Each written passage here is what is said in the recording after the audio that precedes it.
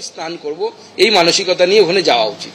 Rail বলছে গুজব ছড়ানো হয়েছিল, রেলমন্ত্রী বলছেন গুজব রটছিল, আর দিকে নর্থ ইস্ট ফ্রন্টিয়ারের যে সিপিআরও তিনি বলছেন কোনো ভুল হয়নি, আর পুলিশ যারা দেহ নিয়ে গেছেন তারা বলছেন যে আমরা যখন দেহ নিয়ে যাচ্ছি কাউকে পাইনি।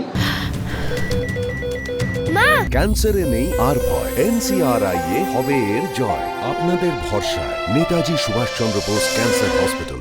আমরাই দেহ নিয়ে অ্যাম্বুলেন্সে নিয়ে গেছি, 18 জনের দেহ নিয়ে গেছি এরকম দাবি করছে। দেখুন, রেলমন্ত্রীর কাছে নিশ্চয়ই কোনো তথ্য প্রমাণ আছে, নচেত রেলমন্ত্রী তো বলবেন না।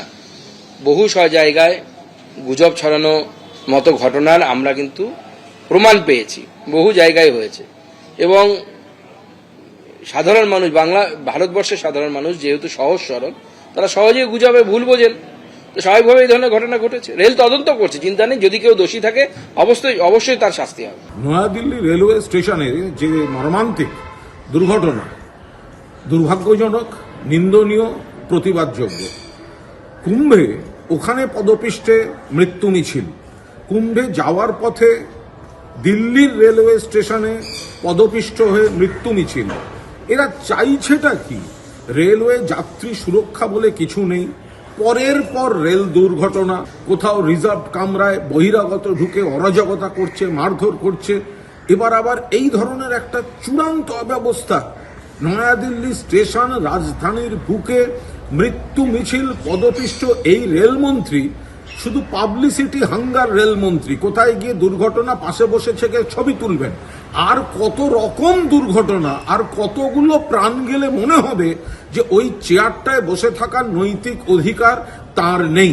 যেভাবে রেলের সেফটি, সিকিউরিটি, মনিটরিং, গোটা পরিচালন ব্যবস্থা ভেঙে পড়েছে, আমরা তার তীব্র নিন্দা করছি। প্রাক্তন রেলমন্ত্রী লালু প্রসাদ যাদব তিনি বলছেন যে দিল্লিতে পদপিষ্টের ঘটনায় রেলমন্ত্রী দায়ী, রেলের অব্যবস্থার জন্যই এই দুর্ঘটনা ঘটেছে। बहुत दुखद घटना घटी है, हम सब लोग को श्रद्धांजलि अर्पित करते हैं। रेलवे का ये गलती है, रेलवे के मैनेजमेंट से लापरवाही की वजह से इतने लोगों की मौत हुई है। मुझे काफ़ी अफसोस है। सर, जिम्मेवारी रेल मंत्री को लेनी चाहिए, लेना ही चाहिए ना रेल मंत्री को।